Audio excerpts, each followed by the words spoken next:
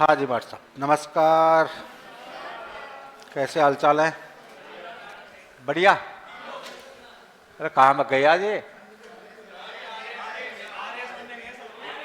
अच्छा,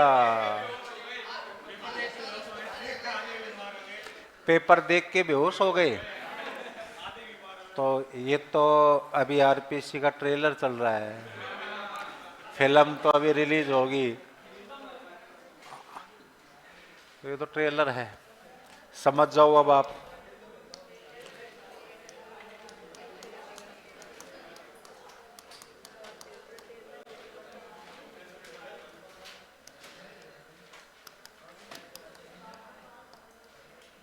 ये चल रही है यूनिट नंबर सेकंड।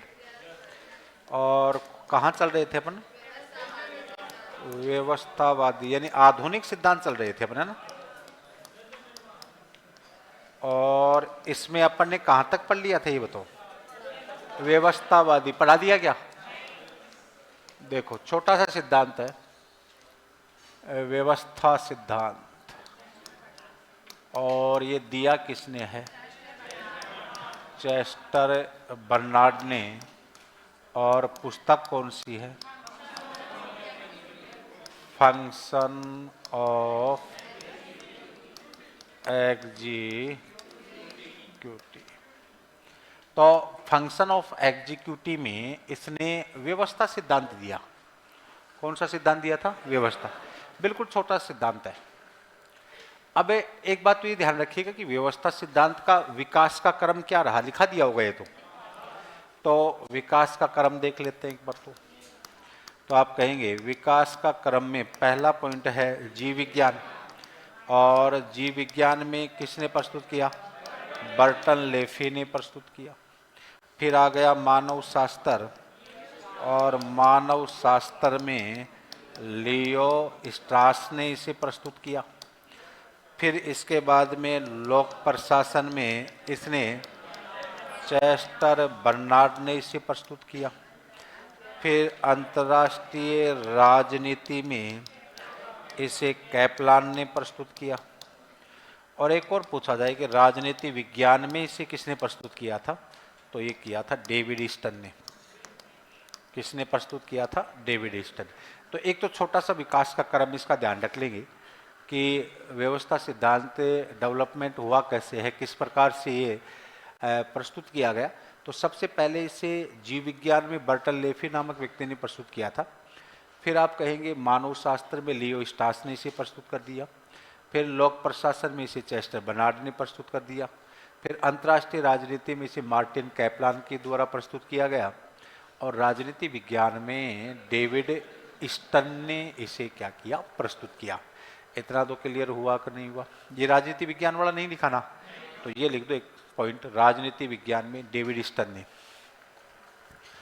राजनीति विज्ञान में डेविड ईस्टन ने प्रस्तुत किया था। पॉइंट डाल के लिख दीजिएगा, नीचे नीचे लिख दो सबके लास्ट में, राजनीति विज्ञान में डेविड ईस्टन ने।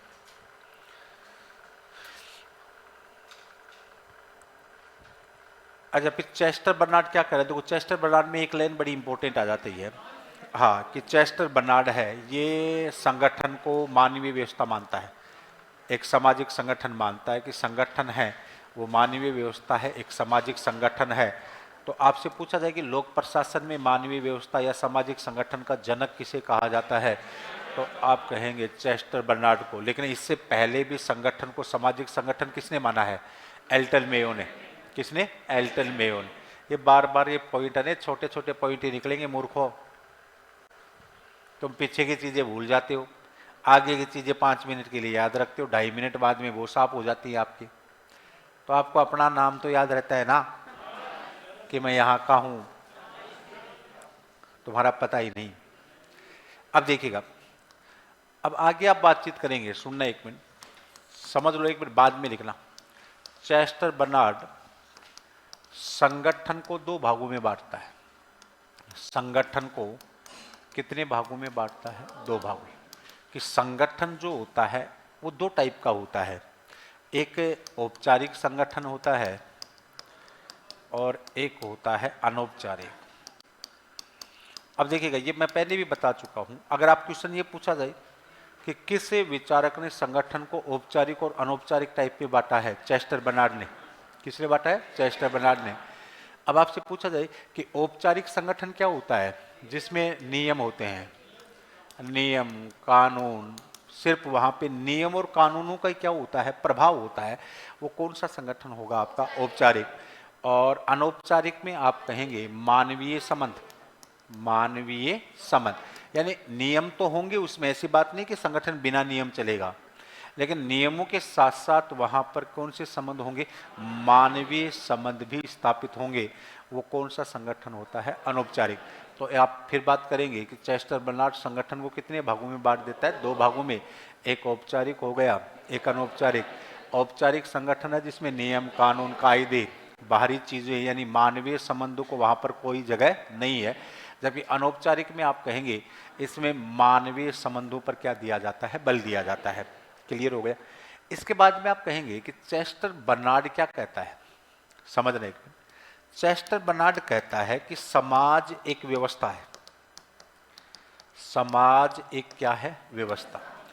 कि पूरा जो समाज है, सोसाइटी अपनी, ये क्या है? एक व्यवस्था है। और उसमें अनेक उपव्यवस्थाएं होती हैं। अनेक क्या होती हैं? उपव्यवस्था। जैसे समाज को, पूरी को, टोटल समाज को इसने क्या मान ली? व्यवस्था। अब इसमें उपव्यवस्थाएं क्या होती हैं? उपव्यवस्थाओं में आप कहेंगे जैसे परिवार आ गया, जैसे शिक्षण संस्थान आ गई। क्या आ गए? शिक्षण संस्थान आ गई। वातावरण आ गया। क्या आ गया? वातावरण आ गया। ये सारी इसकी क्या होती हैं? उपव्यवस्था। भाई समाज में क्या होता है? समाज में परिवार भी होता है, समाज में एजुकेशन सोसाइटी भी होती है, समाज का क्या होता है? वातावरण भी होता है। और ये सारी इसकी क्या है? उपव्यवस्था। अब आपसे पूछा जाए कि चेस्टर बर्नार्ड ने व्यवस्था का उदाहरण किसको माना है? समाज को। और समाज की जो एक व्यवस्था है उसकी सहायता करने के लिए अनेक क्या होती हैं? उपव्यवस्था। और उपव्यवस्था में किसको शामिल मानता है? परिवार, शिक्षण संस्थान और वातावरण। ठीक है। फिर आप कहेंगे कि व्यवस्था, ये जो समाज है, या फिर आप ये कह सकते हैं व्यवस्था उपव्यवस्था को क्या करती है? प्रभावित। और उपव्यवस्था किसको प्रभावित करती है? व्यवस्था को। दोनों को प्रभावित करती है। व्यवस्था उपव्यवस्था को, यानी समाज है वो किसको प्रभावित करता है? परिवार, शिक्षण संस्थान और वातावरण को। और ये सभी मिलकर के किसको प्रभावित करते हैं? समाज को। अरे समाज को प्रभावित करते हैं कि नहीं करते? भाई समाज में अपन लोग रह रहे हैं, जैसे मान लो मेन चीज तो क्या हो गई आपकी? सोसाइटी। ये तो मैन व्यवस्था हो गई इसकी। ये तो क्या हो गई? मैन व्यवस्था। अब इसमें रहने वाले जितने भी एलिमेंट्स हैं, रहने वाले जितने भी तत्व हैं इसमें, चाहे वो मानव हो, चाहे मानव द्वारा स्थापित कोई शिक्षण संस्थान या किसी भी टाइप की संस्थान हो, या फिर उसका वातावरण हो, तो आप कहेंगे दोनों एक दूसरे को प्रभावित करते हैं। समाज व्यवस्था, और व्यवस्था उपव्यवस्था को प्रभावित करती है। उपव्यवस्था किसको प्रभावित करती है? व्यवस्था को प्रभावित करती है। इतना तो क्लियर हो गया। दोबारा बता रहा, चेस्टर बर्नार्ड ने संगठन को कितने भागों में बांट दिया? 2 भागों में। एक कौन सा? औपचारिक। एक कौन सा? अनौपचारिक। औपचारिक में क्या होते हैं? नियम कानून होते हैं। अनौपचारिक में क्या होते हैं? मानवीय संबंध। तो एक बात बताइए, ये औपचारिक संगठन की बातचीत करता है या अनौपचारिक की? अनौपचारिक। विशेषता ये बल देगा अनौपचारिक पर, क्योंकि इसने संगठन को कौन सी व्यवस्था माना है? मानवीय संगठन माना है, मानवीय व्यवस्था माना है, सामाजिक व्यवस्था माना है। कौन सा? सामाजिक। एक शब्द लिखा कि नहीं लिखा? सामाजिक व्यवस्था लिखा है। तो लोक प्रशासन में सामाजिक व्यवस्था का जनक किसे कहा जाता है? चेस्टर बर्नार्ड को। ठीक है। फिर आप कहेंगे कि ये कहता है कि समाज एक क्या है? व्यवस्था। अब ये लाइन याद रखेंगे, समाज एक क्या है? व्यवस्था। और समाज में अनेक क्या होती है? उपव्यवस्था। उपव्यवस्था में किसको शामिल मानता है? परिवार, शिक्षण संस्थान और वातावरण। फिर एक पॉइंट और लिखेंगे कि व्यवस्था उपव्यवस्था को प्रभावित करती है। उपव्यवस्था किसको प्रभावित करती है? व्यवस्था को। तो अब इसकी विशेषता लिखे अपन व्यवस्था की, तो अब आप कहेंगे पहला कि व्यवस्था एक व्यापक अवधारणा है। व्यवस्था एक क्या है? व्यापक अवधारणा है। ये समझना एक मिनट। व्यवस्था एक क्या है? व्यापक अवधारणा। पहली विशेषता यहां लिख देता हूं कि व्यवस्था अपने आप में एक व्यापक अवधारणा है। एक बात बताइए, समाज बड़ा है या राज्य बड़ा है? ना, समाज। राज्य तो बाद में आया है, पहले कौन था? समाज। और आज भी बड़ा कौन है? समाज। तो समाज को ये क्या कह रहा है? व्यवस्था। समाज को क्या कह रहा है? व्यवस्था। तो ये समाज है, ये व्यवस्था है, ये कौन सी अवधारणा है? व्यापक, एक विस्तृत अवधारणा मानता है। कौन मानता है? Chester Barnard. और दूसरा आप कहेंगे व्यवस्था में अंतर निर्भरता होती है। अंतर क्या होती है? निर्भरता और संबंधता होती है कि ये जो व्यवस्था है, व्यवस्था का मतलब है समाज, ये समाज किससे जुड़ा हुआ है? उपव्यवस्था से। ये समाज किससे संबंधित है? परिवार से, शिक्षण संस्थान से और वातावरण से। तो आप दो विशेषता कह देंगे कि व्यवस्था की कितनी विशेषता मानता है? दो। एक तो व्यवस्था व्यापक अवधारणा है। व्यवस्था कौन सी अवधारणा है? व्यापक। और दूसरा आप कहेंगे व्यवस्था में अंतर निर्भरता या संबंधता पाई जाती है। यानी व्यवस्था एक दूसरे से क्या होती है? जुड़ी हुई होती है, डिपेंडेंसी होती है व्यवस्था के अंदर, निर्भरता होती है। क्यों? क्योंकि अगर व्यवस्था इन पर निर्भर नहीं होगी तो ये चीजें इन पर निर्भर नहीं होंगी। ये व्यवस्था का ही तो भाग है। परिवार, शिक्षण, संस्थान, वातावरण किसका भाग है? व्यवस्था। व्यवस्था का मतलब किसका भाग है? समाज का। किसका भाग है? समाज का। पहले तो बताओ इतना इतना समझ में आया? अरे याद हुआ कि नहीं हुआ? हो गया? लिखो पहले। चेस्टर बर्नार्ड ने संगठन को दो भागों में बांटा है। चेस्टर बर्नार्ड ने संगठन को दो भागों में बांटा है।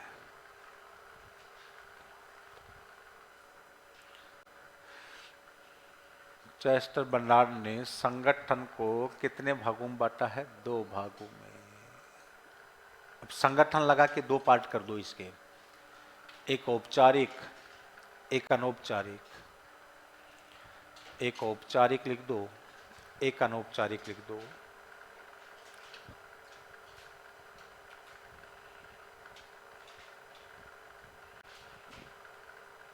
एक औपचारिक, एक अनौपचारिक। अब थोड़ा थोड़ा पॉइंट लिख दो। औपचारिक का मतलब सब बस इतना सा लिख दो जिसमें नियम कानून होते हैं, केवल रूल रूल रूल, नियम कानून।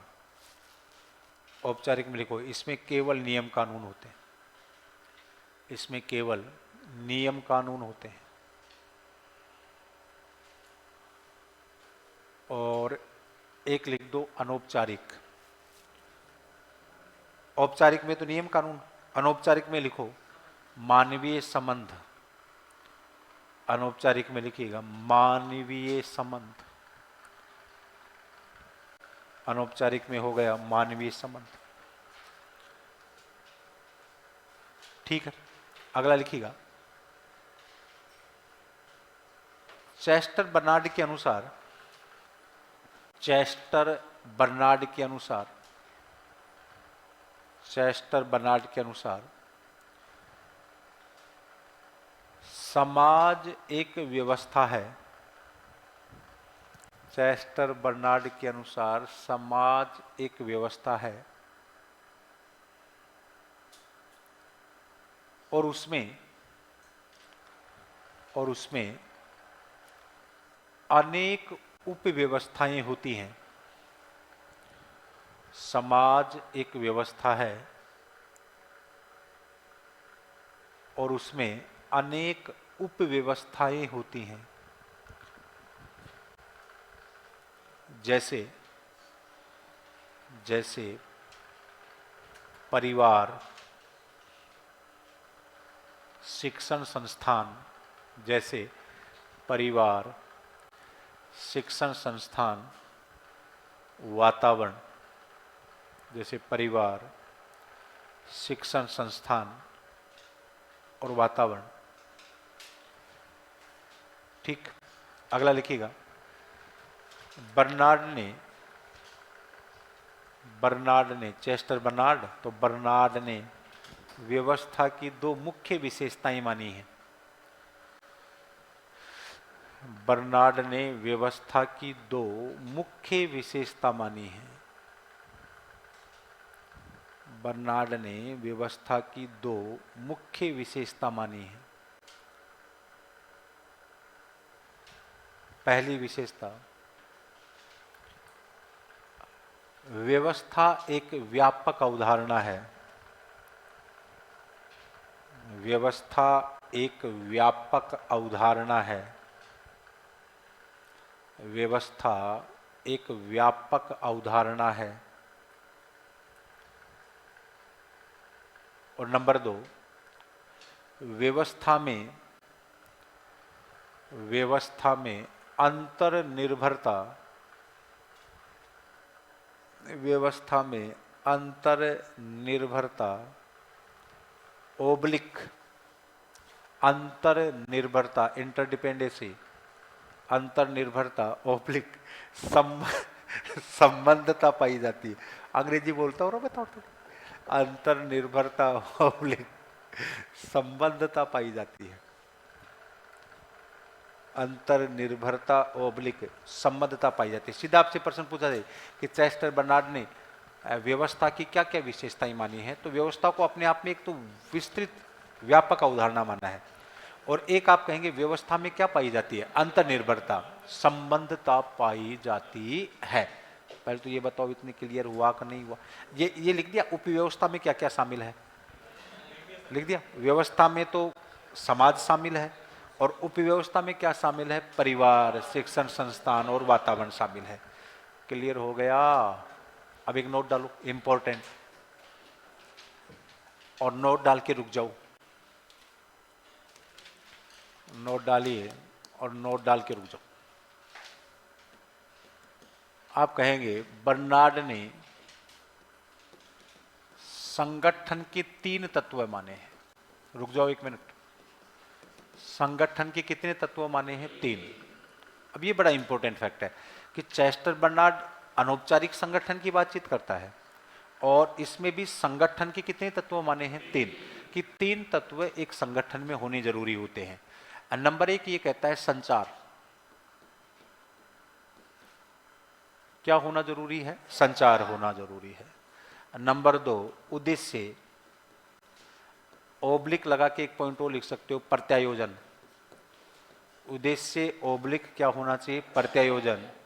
और नंबर 3 कार्य करने की इच्छा। कार्य करने की क्या होनी चाहिए? इच्छा। देखिएगा, बर्नार्ड ने संगठन के कितने तत्व माने हैं? 3। पहला है संचार, कि संगठन के लोगों में कम्युनिकेशन ठीक होना चाहिए, संचार होना चाहिए लोगों के बीच में। जैसे मान लो संगठन है, लोगों का समूह है और मानवीय संबंध है, क्योंकि अनौपचारिक संगठन की बातचीत कर रहा है ये। और अनौपचारिक संगठन तब तक स्थापित नहीं होगा जब तक लोगों में संचार नहीं होगा, बातचीत नहीं होगी। अब जैसे मान लो ऐसा कोई संगठन है जिसके आप सदस्य हैं, और वहां लोगों से बातचीत ही नहीं होती आपकी कि कौन शामिल है, क्या शामिल नहीं है, क्या मामला है। बस आपको ऐसे ही बुलाया जाए कि आ जाइए और टी पार्टी है, भोजन पानी है, और वहाँ पे भोजन पानी खा के आप फ्री हो रहे हो, कोई बातचीत नहीं, कोई वार्तालाप नहीं, तो संगठन टूटेगा कि नहीं टूटेगा? आप कहेंगे यार गए थे यार, कोई मतलब ही नहीं है। हाँ, रोटाराम तो यही घर ही खा रहे थे रोटी राटी तो। हाँ, अपन तो कुछ बातचीत करने गए थे कि कोई भाई कम्युनिकेशन हो जाए, कोई अच्छी जानकारी हो जाए। दूसरा उद्देश्य, संगठन का एक निश्चित क्या होना चाहिए? उद्देश्य। अगर बिना उद्देश्य संगठन का निर्माण होता है तो भी संगठन नहीं चल सकता। अरे भाई संगठन आप बनाते हो कि नहीं बनाते हो? जिस गांव में बनाते हो यूथ क्लब, कौन सा क्लब? Youth club. अब यूथ क्लब है तो पहली बात तो जैसे आप 20 लौंडे मिलकर के बनाते हो आप संगठन जिसमें आपका पहली बात तो संचार होना चाहिए।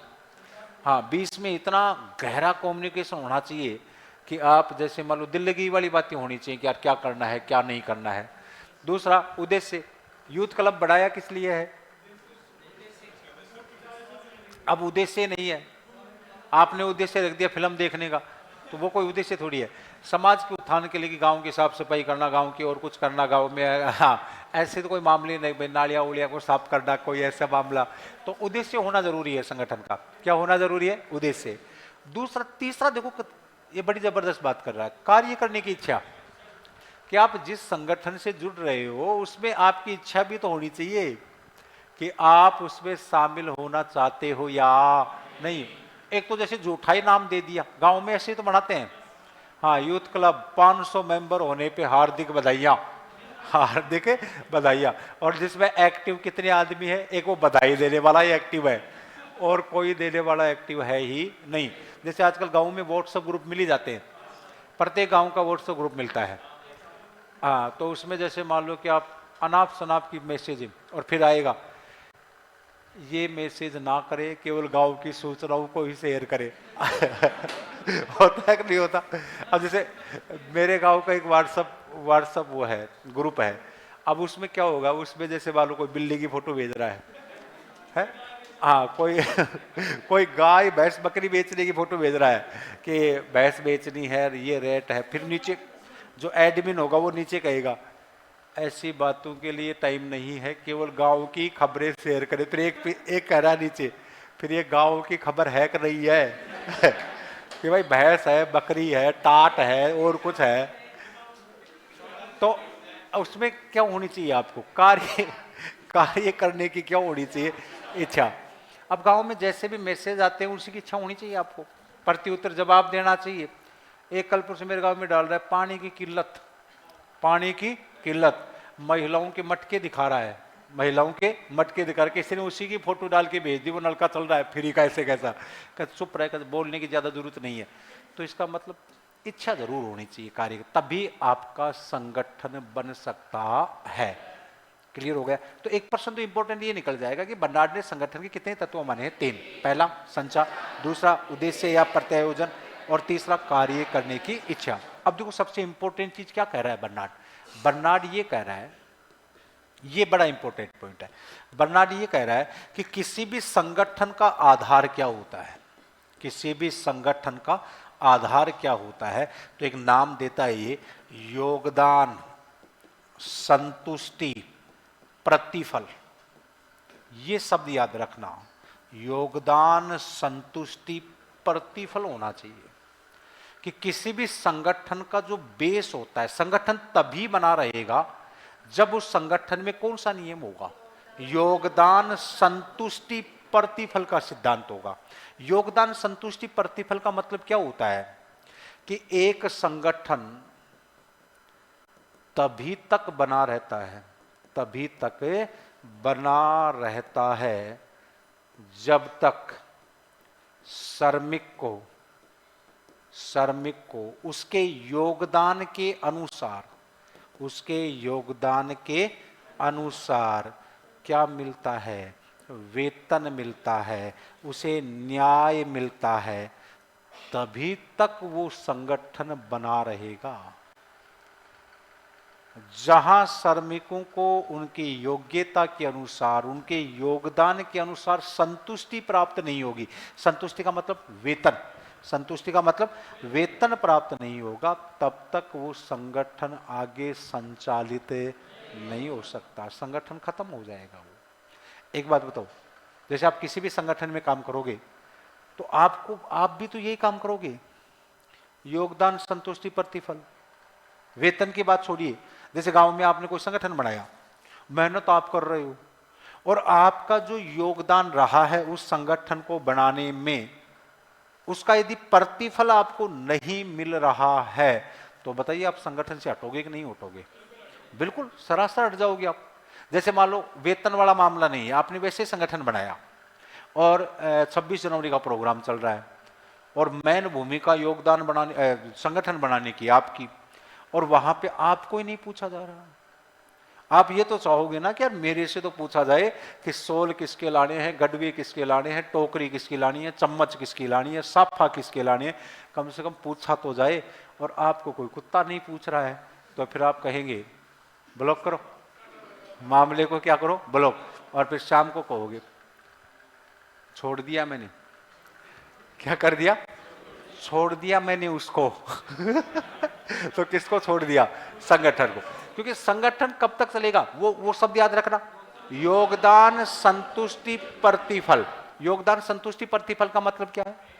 एक संगठन तभी तक बना रहता है जब तक श्रमिक का मतलब उसमें कार्य करने वाले व्यक्ति को उसकी योग्यता के अनुसार, योगदान के अनुसार प्रतिफल मिलता रहता है। क्या मिलता रहता है? प्रतिफल। तब तक तो संगठन चलेगा, नहीं तो कुछ नहीं चलेगा। अरे एक बात कहो, आप दो लोगों में दोस्ती होती है, दोस्ती का आधार भी यही है। योगदान, संतुष्टि, प्रतिफल। घर का आधार भी यही है, योगदान, संतुष्टि, प्रतिफल। आपके रिश्ते तभी तक बने रहेंगे जब तक दोनों की स्वार्थ सिद्ध पूर्ति होती रहेगी। जिस दिन आपके हितों की पूर्ति कंप्लीट हुई ना, उसी दिन कह दोगे टाटा, बाय बाय, हाँ, खत्म। और फिर लास्ट में एक ही कहोगे बस कि तू तेरे, मैं मेरे। मैं नहीं कह रहा, चेस्टर बर्नार्ड कह रहा है। कौन कह रहा है? Chester Barnard. तो जिंदगी में ध्यान रखिएगा, यही नियम होता है कहीं, योगदान, संतुष्टि, प्रतिफल। योगदान, संतुष्टि, प्रतिफल। कई बार आप मित्र पे आरोप नहीं लगा देते, मैंने तेरे लिए क्या नहीं किया है? तूने रात को कॉल किया 2 बजे, 2 बजे खड़ा रहा मैं, 4 बजे कॉल किया, 4 बजे खड़ा रहा, तेरे को छत पे चढ़ाया, कितनी परेशानी आई है? मैं कुत्ते की तरह तेरे पीछे आता रहा, और मैंने आज एक कॉल किया, तूने जवाब तक, फोन तक नहीं उठाया, और लास्ट में ये कह रहा है कि जिस नंबर से आप संपर्क करना चाहते हो सेवा में नहीं है। क्या है? योगदान, संतुष्टि, प्रतिफल। आ गया समझ में? लिखो। चेस्टर बर्नार्ड ने संगठन के 3 तत्व माने हैं। अब क्या करें, 6 बजे तो मेरी हालत ऐसी रहती जैसे बेहोशी हालत में हो आप। कुछ पीके पाके तो नहीं आते हो, है? हाँ कभी बिल्कुल, हाँ बिल्कुल, कभी सेट साट होके आते हो, एकदम सेट होके बिल्कुल। तो बर्नार्ड ने संगठन के कितने तत्व माने हैं? 3। अरे आज तो पड़ोस में भी ये खुल गया, एमएलए चाय वाला।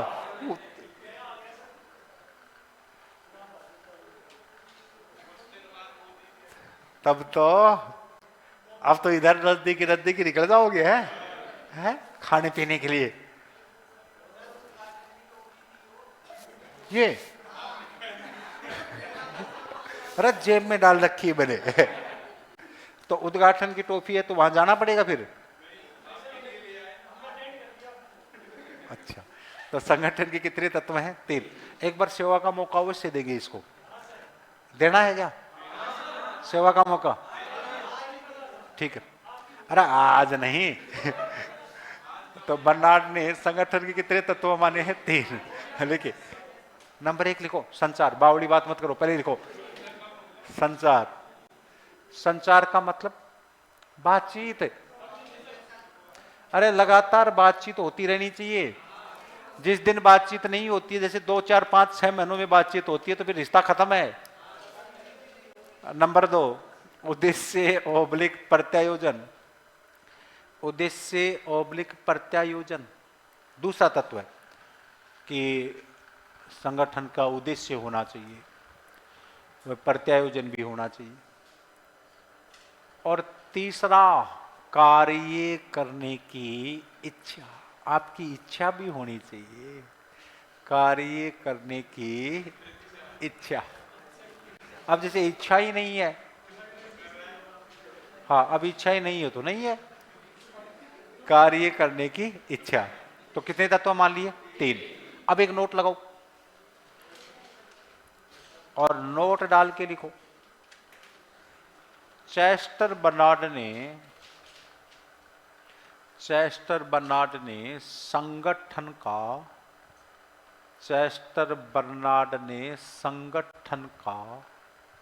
मुख्य आधार,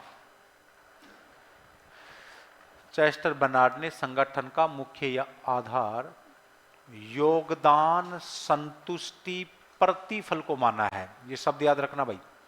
चेस्टर बर्नार्ड ने संगठन का मुख्य आधार योगदान, संतुष्टि, प्रतिफल को माना है।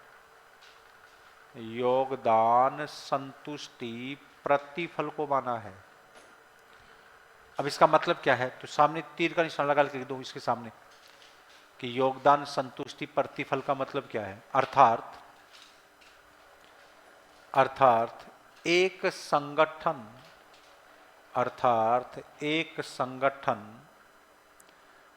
तभी तक बना रहता है, एक संगठन तभी तक बना रहता है जब तक एक संगठन तभी तक बना रहता है जब तक श्रमिक का मतलब उसमें कार्य करने वाला व्यक्ति, कोष्टक में लिख दो चाहिए, श्रमिक को कोष्टक में लिख दो, कार्य करने वाला व्यक्ति, कोष्टक बंद कर दो, श्रमिक को उसके कार्य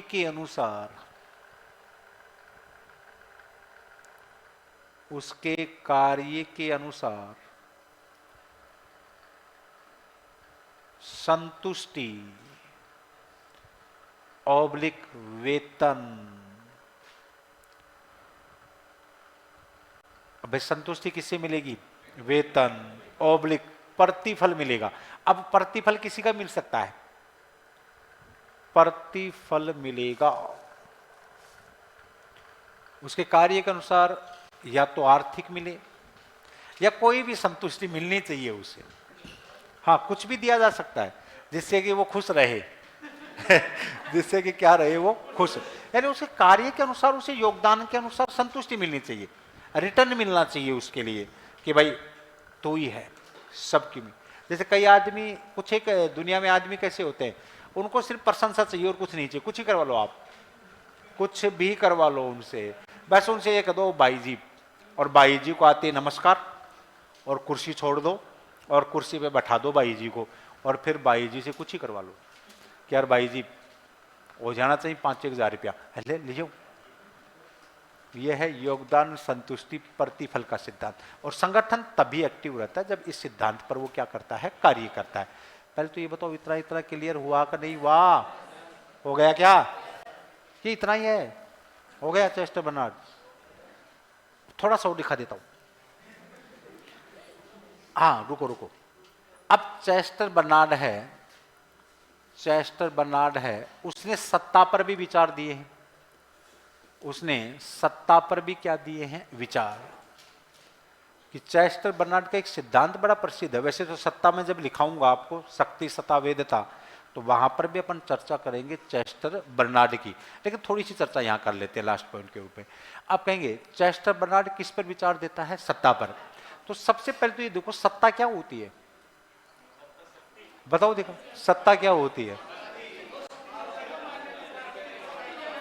शक्ति को वैधता क्या हो जाती है, प्राप्त हो जाती है, तो किस में बदल जाती है? सत्ता में। वाह, शक्ति को क्या प्राप्त हो जाती है? वैधता, तो ये किस में बदल जाती है? सत्ता में। या आप कहेंगे सत्ता आदेश देने व इसे पूरा करवाने की शक्ति है, पूरा करवाने की क्या है? शक्ति है। कि सत्ता क्या होती है? आदेश देने और उसे पूरा करवाने की क्या है? शक्ति है। सत्ता का कार्य क्या होता है? आदेश देना।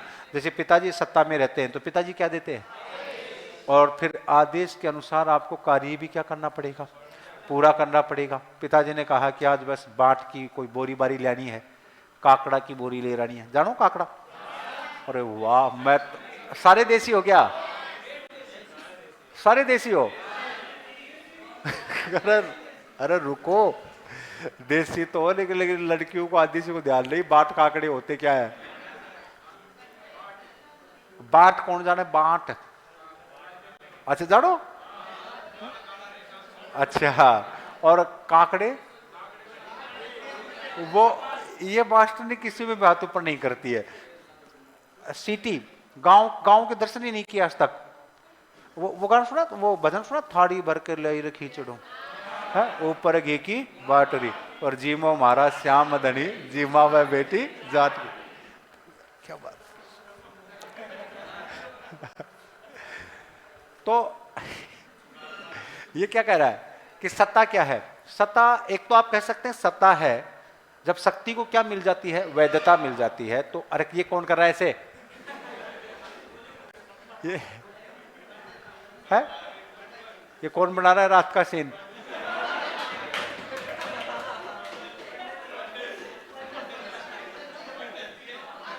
अरे कोई प्रेत आत्मा वाली फिल्में तो नहीं देखता? हाँ, वो प्रेत आत्मा वाले में आती है ऐसी आवाजें। मैं एक कार्यक्रम देख रहा तो आजकल जैसे मतलब कई बार निकल जाता है यूट्यूब पे आहट। हाँ, अब उसको मैं कल देख रहा था बैठा बैठा, वो यार क्या सी रहा था इसके अंदर। तो मैंने फिर 5-7 एपिसोड लगातार ही देखे उसके। तो उसमें आती है ऐसी आवाजें, हाँ चो चपाट वाली आवाजें। तो सत्ता, दूसरा आप कहेंगे सत्ता आदेश देने और इसे पूरा करवाने की क्या है, शक्ति है। अब इसने कहा कि सत्ता दो प्रकार की होती है, समझिए। एक परंपरागत सत्ता है और एक आधुनिक सत्ता है। एक कौन सी सत्ता है, परंपरागत, और एक कौन सी है, आधुनिक। अच्छा, ये परंपरागत सत्ता कौन सी होती है और आधुनिक सत्ता कौन सी होती है, समझना। अरे रुको, परंपरागत का मतलब पुरानी वाली, और ये सत्ता है, ये दो चीज है, उच्च और अधीनस्थ। उच्च व अधीनस्थ। जो परंपरागत सत्ता थी वो नीचे से ऊपर होती थी या ऊपर से नीचे? अरे नीचे से ऊपर कैसे होगी? सारी शक्ति राजा में थी, और राजा से फिर कहां जा रही है, नीचे जा रही है। तो आप कहेंगे परंपरागत जो सत्ता होती है यह होती है उच्च से निम्न की ओर, उच्च से निम्न की ओर। सीधी सी बात है, ऊपर से नीचे की ओर होती है। ऊपर ही ऊपर हेड ऑफ है, हेड ऑफ जो आदेश देगा वो फिर नीचे तक जाएगा, अधीनस्थ तो। जबकि आधुनिक सत्ता होती है, ये होती है निम्न से उच्च की ओर। निम्न से किसकी ओर होती है? अभी आप कलेक्टर ऑफिस में जाओगे और कलेक्टर ऑफिस में आपको काम करवाना है, बताइए कैसे काम करवाओगे आप? है भाई साहब, सीधा सीधा चपड़ासी से सेटिंग कर लो, वो ही काम करवा सकता है, बाकी दुनिया का कोई ताकत नहीं जो आपका काम करवा दे। चपड़ासी को दो, वो आपकी फाइल ऊपर ही ऊपर रख देगा और फाइल ले जाके दे देगा कि लो सब करो सिग्नेचर। हाँ, आप किसी भी संगठन में वर्तमान में काम करवाइए, जितना फास्ट कार्य पियोन करवा सकता है वहां का, भाई सब कुछ करवा ही नहीं सकता, ये मानिए। तो आजकल वर्तमान में एक तो उच्च के आदेश ही नहीं है। अरे कोई उच्च है क्या आपके ऊपर है? आप मुझे ये बताइए। चलो, आधुनिक में यह है कि कोई आपका उच्च अधिकारी है? नहीं है, कोई उच्च नहीं है। वो उच्च अधिकारी भी ज्यादा चूचपाट करे तो आप बोल देंगे तू कुछ नहीं कर सकता, छुट्टी लगा दे। क्या कर लेगा तू मेरा, क्या कर लेगा? तो इसका मतलब आधुनिक सत्ता है वो निम्न से किसकी ओर है, उच्च की ओर। जबकि परंपरागत सत्ता उच्च से किसकी ओर होती है, निम्न की ओर। कौन कह रहे हैं? Chester Barnard. Chester Barnard. अब चेस्टर बर्नार्ड ने एक सिद्धांत दिया है, स्वीकृत सत्ता का सिद्धांत। स्वीकृत सत्ता का सिद्धांत। स्वीकृत सत्ता का सिद्धांत क्या होता है? तो ये कहता है कि वर्तमान में उच्च अधिकारी का आदेश, कौन से अधिकारी का? उच्च अधिकारी का आदेश लोग डर से नहीं मानते हैं। कि ऐसा नहीं कि लोगों को डर है, वर्तमान में उच्च अधिकारी का जो निम्न वाले अधिकारी आदेश मानते हैं वो डर से नहीं मानते कि वो डरता है, जबकि वो किसके रूप से मानते हैं? सम्मान के रूप में, कि ठीक है यार डोकरो आदमी रह, कोई बात नहीं। डर से मनाने की कोशिश करोगे, डर वाला सिस्टम नहीं चलेगा। जबकि डर वाला कहां था? परंपरागत में। जब राजा के पास सत्ता हुआ करती थी और वो कोई भी आदेश देता था, लोग कैसे मानते थे? डर से। राजा सीधा आदेश देता, आंख निकाल लो। अब बताओ, आंख ही गई तो बच क्या गया है? आदमी की एक आंख, जैसे चश्मे वाले की एक आंख निकाल ली जाए। अब बताओ, अब वो चश्मा लगाई चाहे कुछ भी लगाई। तो आप कहेंगे स्वीकृत सत्ता का सिद्धांत किसने दिया? चेस्टर बर्नार्ड ने। दोबारा सुना, स्वीकृत सत्ता का सिद्धांत किसने दिया? चेस्टर बर्नार्ड ने। स्वीकृत सत्ता के सिद्धांत का मतलब क्या है? कि वर्तमान में उच्च अधिकारी के आदेश का पालन निम्न अधिकारी डर से नहीं, सम्मान से करते हैं। सम्मान के भाव से, क्या रेस्पेक्ट है, बोस है। अब बोस ज्यादा चूचपाट करे तो नहीं, क्या करोगे आप बताओ? जैसे मान लो आप कहीं पर काम कर रहे हो और आपके ऊपर बोस है। अब बोस का आदेश आप डर से मान रहे हो या सम्मान से?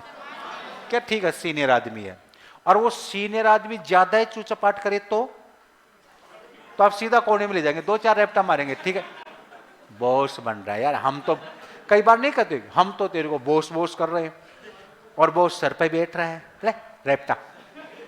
यह है स्वीकृत सत्ता का सिद्धांत। किसका सिद्धांत है? स्वीकृत सत्ता का सिद्धांत। वो कहेगा तेरी नौकरी, नौकरी तो सीधा होगी, इस्तीफा यहां रखता हूं, ले लीजा नौकरी देख ले। क्या करेगा? क्या 2-4 भैंस पाल लूंगा। क्या पाल लूंगा?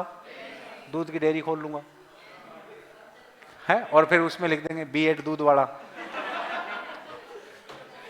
और फिर उसमें लिखेंगे TM, हाँ, टीचिंग मेथड के द्वारा दूध निकाला जाता है। क्लियर हुआ? अब सुनना, चेस्टर बर्नार्ड के किस पर विचार हैं? सत्ता। सत्ता पर 2 पॉइंट तो याद कर लेंगे। शक्ति को जब वैधता प्राप्त हो जाती है तो किस में बदल जाती है? और सत्ता आदेश देने और उसे पूरा करवाने की क्या है? शक्ति है। चेस्टर बर्नार्ड ने सत्ता को कितने भागों में बांटा? 2, परंपरागत और आधुनिक। परंपरागत होती है वो उच्च से निम्न, जो पुराने समय में होती थी। आधुनिक होती है निम्न से उच्च। चेस्टर बर्नार्ड ने कौन सी सत्ता का सिद्धांत दिया? स्वीकृत सत्ता का सिद्धांत। स्वीकृत सत्ता का सिद्धांत। स्वीकृत सत्ता का सिद्धांत का मतलब क्या है? कि वर्तमान में उच्च अधिकारी के आदेश निम्न अधिकारी डर से नहीं, सम्मान के भाव से करते हैं, या सम्मान के भाव से मानते हैं। ऐसा नहीं कि वो डर रहे हैं। जबकि परंपरागत में क्या था? डर था। परंपरागत में क्या था? डर। लिखिएगा चेस्टर बर्नार्ड की सत्ता पर विचार। चेस्टर बर्नार्ड के सत्ता पर विचार।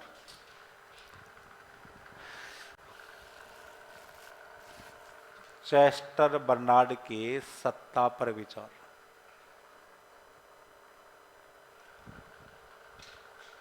तो पहले तो 2 छोटी छोटी परिभाषाएं लिख दो सत्ता की। पहला लिखिएगा, नंबर 1, जब शक्ति को वैधता प्राप्त हो जाती है, जब शक्ति को वैधता प्राप्त हो जाती है, जब शक्ति को वैधता प्राप्त हो जाती है तो वह सत्ता में बदल जाती है। जब शक्ति को वैधता प्राप्त हो जाती है तो वह सत्ता में बदल जाती है।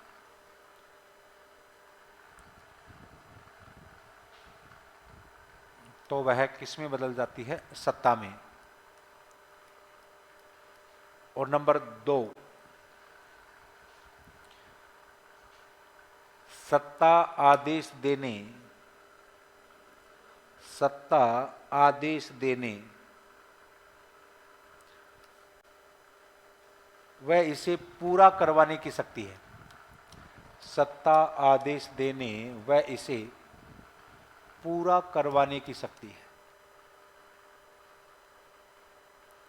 सत्ता आदेश देने व इसे पूरा करवाने की क्या है? शक्ति है। अब लिखिएगा, चेस्टर बर्नार्ड ने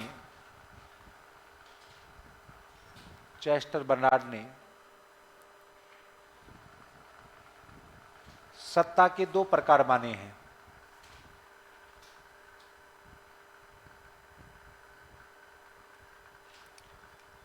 चेस्टर बर्नार्ड ने सत्ता के 2 प्रकार माने हैं। एक लिखो परंपरागत, सीधा लिख दो, 2 टाइप में कर दो, परंपरागत, और एक तरफ लिख दो आधुनिक, छोटा सा अंतर।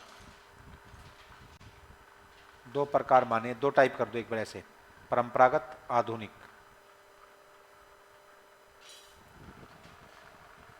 परंपरागत में सत्ता किससे किसी और होती है? उच्च से निम्न की ओर। तो लिख दो उच्च से निम्न की ओर। कि इसमें जो शक्ति थी, एक व्यक्ति ऊपर ही ऊपर से देता था, फिर नीचे नीचे नीचे नीचे आती थी। परंपरागत में लिखोगे इसमें सत्ता उच्च से किधर होती है? निम्न की ओर। और आधुनिक में क्या होती है बताइए? निम्न से उच्च की ओर। तो आधुनिक में लिख दो निम्न से उच्च की ओर। इतना क्लियर है? क्लियर? अगला लिखिए एक नोट डाल करके, चेस्टर बर्नार्ड ने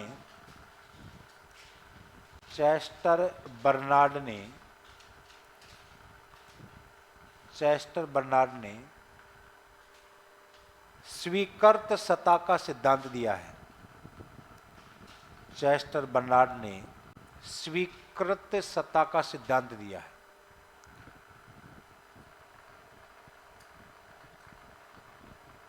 कौन सा सिद्धांत दिया है? स्वीकृत सत्ता का। स्वीकृत सत्ता का मतलब क्या है? कि वर्तमान में उच्च अधिकारी का पालन अधीनस्थ कर्मचारी डर से नहीं सम्मान से करते हैं। लिखिएगा, वर्तमान में उच्च अधिकारी के आदेशों का पालन, वर्तमान में उच्च अधिकारी के आदेशों का पालन, उच्च अधिकारी के आदेशों का पालन अधीनस्थ अधिकारी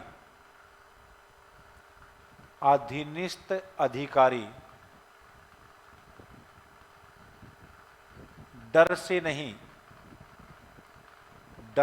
नहीं बल्कि सम्मान से करते हैं। रेस्पेक्टेबल मामला होने के कारण डर से नहीं, कैसे करते हैं? सम्मान से। एक पॉइंट और लिखा दूं, चेस्टर बर्नार्ड ने सत्ता के उदासीनता का क्षेत्र भी दिया है। सत्ता का उदासीनता का क्षेत्र, चेस्टर बर्नार्ड ने सत्ता के उदासीनता का क्षेत्र का सिद्धांत, ऐसे लिख दो चाहिए, सत्ता की उदासीनता के क्षेत्र का सिद्धांत भी दिया है। सत्ता के उदासीनता के क्षेत्र का सिद्धांत भी दिया है।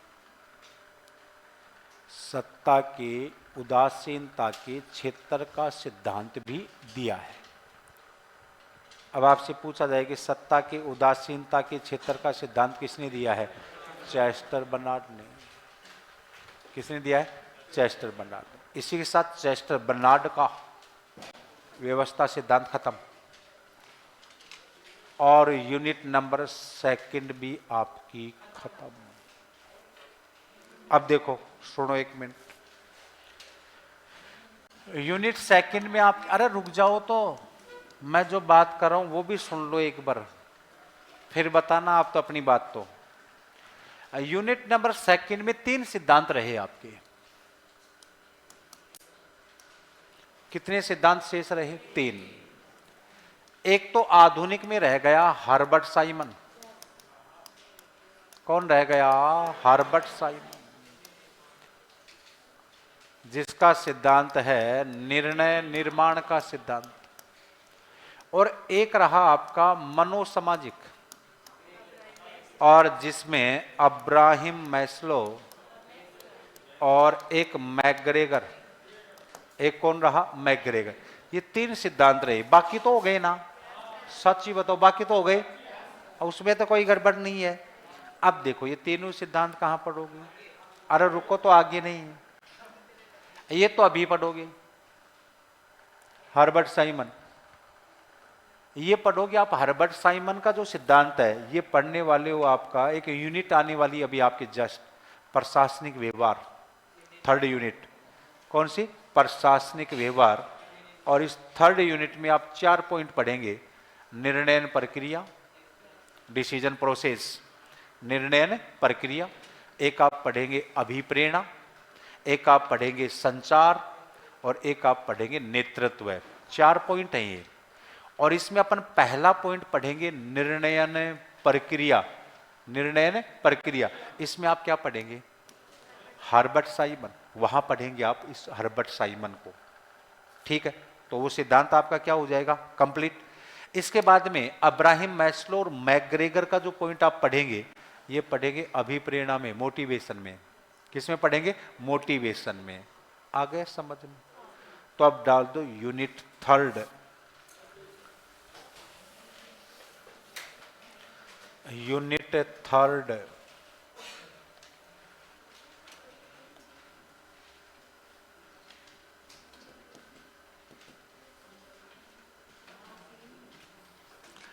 ये धीरे धीरे समाप्ति की ओर, धीरे धीरे किस ओर चल रहा है? समाप्ति की ओर।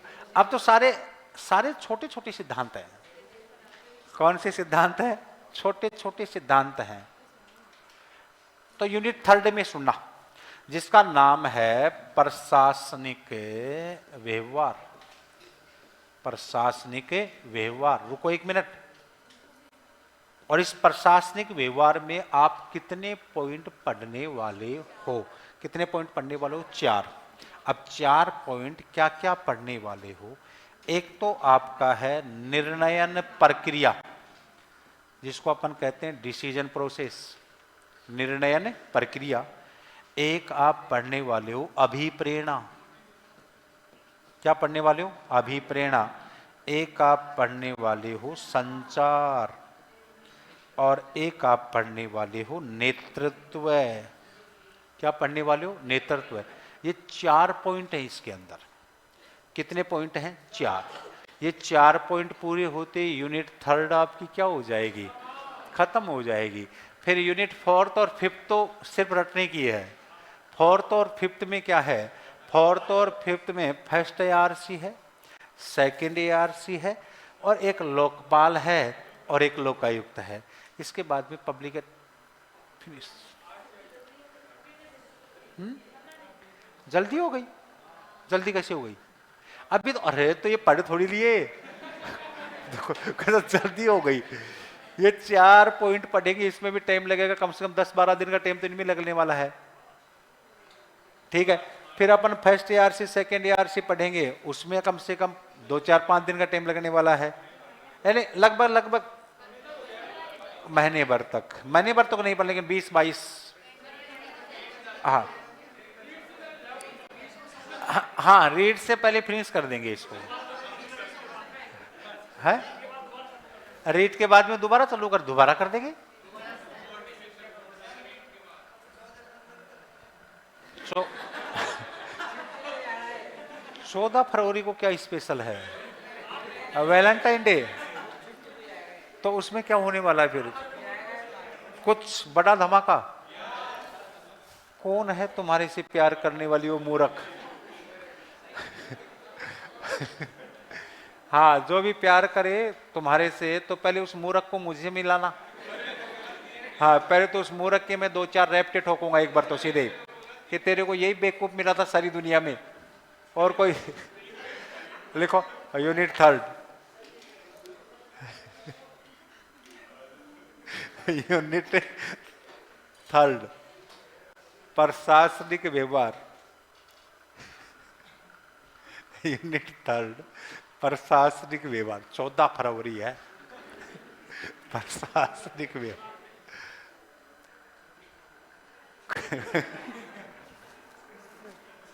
कौन सा प्रशासनिक?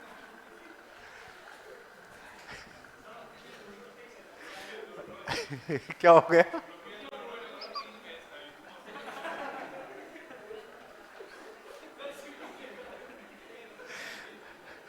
वो काम तो ठीक है, 3 भैंसवाड़ा दो।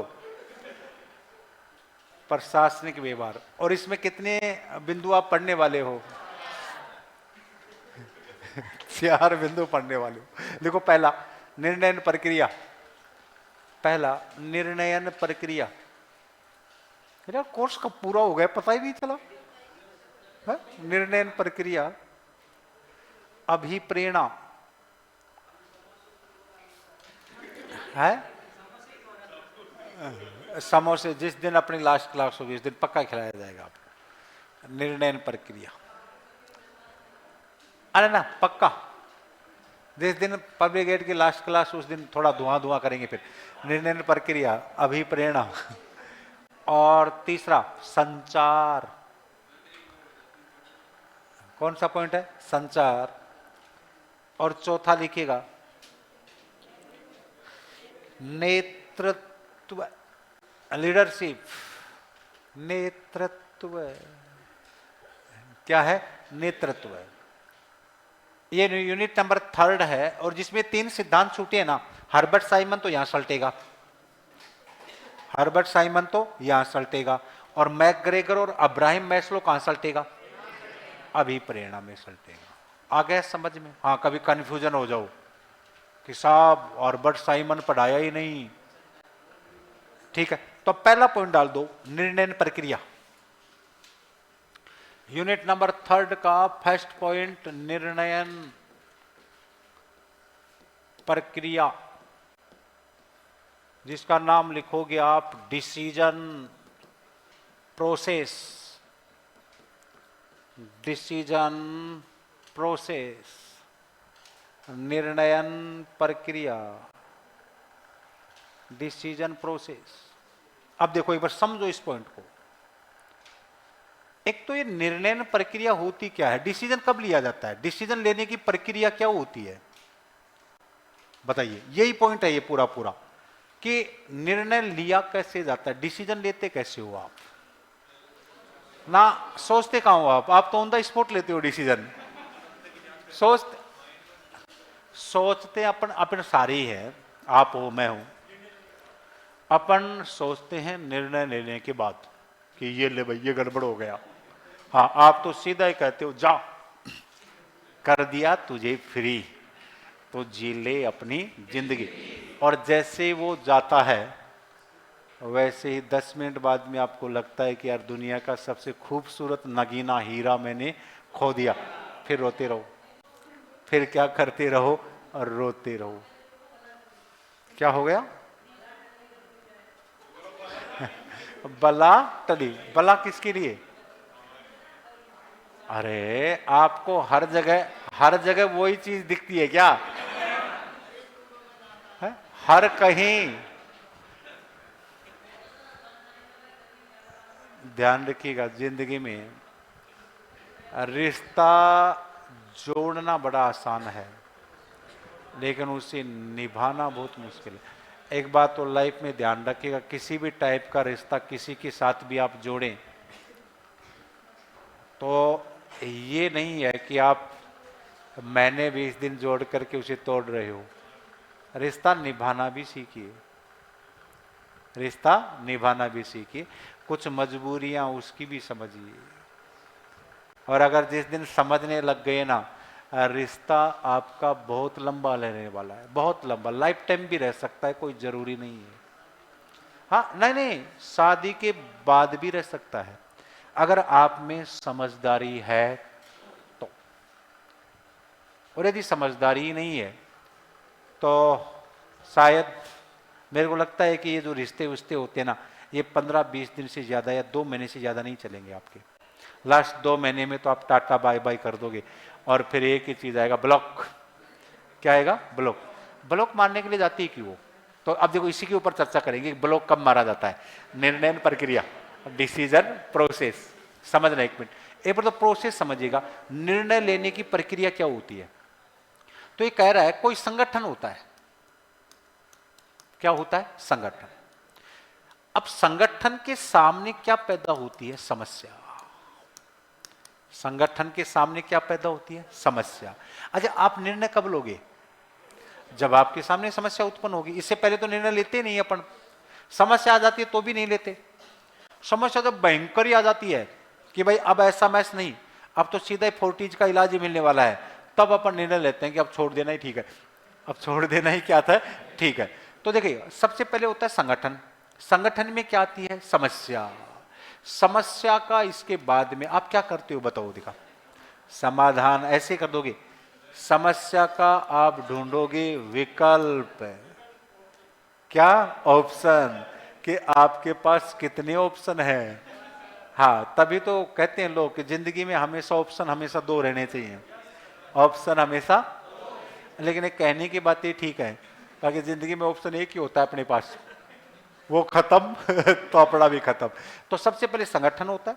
संगठन में क्या होती है? समस्या। समस्या का क्या ढूंढा जाता है? विकल्प। ठीक है। फिर विकल्प का क्या होता है? ध्यान रखिएगा, विकल्प का तो चुनाव कर ही दिया। विकल्प का होता है विश्लेषण। क्या होता है? विश्लेषण। एनालिटिकल करोगे आप कि कौन सा विकल्प ठीक रहेगा। विश्लेषण करोगे एक एक पॉइंट का, और विश्लेषण होने के पश्चात फिर आप लेते हैं निर्णय। इसका मतलब निर्णयन प्रक्रिया में निर्णय सबसे अंत में लिया जाता है, सबसे अंत में, और अपन निर्णय लेते हैं फर्स्ट में ही। अपन तो निर्णय फर्स्ट में ले लेते, यही समस्या आता है ऑन द स्पॉट, खत्म। बताओ यहां तक पहुंचते हो क्या? शायद पहुंचते हैं, कोई नहीं पूछता, पहुंचता भी कोई नहीं है। और जो पहुंचता है ना, वो ही है इस दुनिया का बुद्धिमान व्यक्ति। वही कौन सा व्यक्ति है? बुद्धिमान। अपन तो जैसे संगठन है, जैसे अपन है, अपने सामने क्या आई? समस्या, बस यहां तक ही पहुंचते हैं। यहां से सीधा क्या लेते हैं? निर्णय लेते हैं। बता तो यस या नो बता, तो कहेगी नो, ठीक है नो, हाँ चल भग। वो निर्णय नहीं होता है। सबसे पहले, अब जैसे मान लो आप जयपुर में रह रहे हो, आपका संगठन है, आपके सामने क्या आई? समस्या। अब समस्या किसी भी टाइप की आ सकती है, फिजिकली भी आ सकती है, इकोनॉमिक भी आ सकती है, मेंटली भी आ सकती है, किसी भी टाइप की आई, तो आप उसका सबसे पहले क्या ढूंढे? विकल्प। जब तक आप किसी चीज को छोड़े नहीं, जब तक आपके पास बेस्ट ऑप्शन नहीं हो। आप ये कहते हो कि कैसी भी कंडीशन खराब हो, अगर खराब में आपको एक ही ऑप्शन नजर आ रहा है कि मुझे यहीं रुकना है, तो फिर रुके रहिए, फिर रुके रहिए। उस विकल्प का क्या करें? विश्लेषण। अब विकल्प का विश्लेषण भी होना चाहिए कि यार मैं रुका रहूंगा तो इसका पॉजिटिव क्या होगा और नेगेटिव क्या होगा। और जैसे ही विश्लेषण पे आप सही पहुंच जाते हो, लास्ट में क्या ले लेना चाहिए? जैसे आपको नहीं पूछता कई बार कि कैसे निर्णय कैसे लिया आपने? सोच समझ के तो लिया है ना? आप कहेंगे बिल्कुल मैंने होश हवास में लिया। कितने दिन में लिया है? कहते 1 महीने में। इसका मतलब 1 महीने में आपने विकल्पों को ढूंढा है, विकल्पों को ढूंढ करके उसका क्या किया है? विश्लेषण। और विश्लेषण लेकर के आपने क्या लिया है? निर्णय। और लास्ट में निर्णय लिया कि सिमरन मेरी ही रहेगी, सिमरन मेरी ही रहेगी, राज के साथ जाएगी सिमरन, राज के साथ जाएगी सिमरन। अब वो राज लंदन से आता है या कहीं से भी आओ, लेकिन निर्णय हमेशा होता है लास्ट में। तो अब आपसे पूछा जाए निर्णय प्रक्रिया के सोपान क्या हैं? प्रभु याद रखना इनको। निर्णय प्रक्रिया के सोपान क्या हैं? सबसे पहले संगठन, संगठन के सामने समस्या, समस्या का विकल्प, विकल्प का विश्लेषण, और विश्लेषण के बाद निर्णय। इसका मतलब निर्णय प्रक्रिया में निर्णय अंतिम चरण में होता है। निर्णय प्रक्रिया में निर्णय किस चरण में होता है? अंतिम चरण में होता है। बोलो क्लियर हुआ कि नहीं हुआ? लिखो एक बार, निर्णय प्रक्रिया, डिसीजन प्रोसेस। पहले तो ऐसे लिखो, पॉइंट टू पॉइंट लगा के, ऐसे ऐसे लिखना। संगठन, फिर तीर का निशान लगा के लिखो समस्या, फिर तीर का निशान लगा के लिखो विकल्प, फिर एक बढ़िया तीर का निशान लगा के लिखो विश्लेषण। हाँ, तीर ऐसा होना चाहिए, बिल्कुल आर पार जाना चाहिए।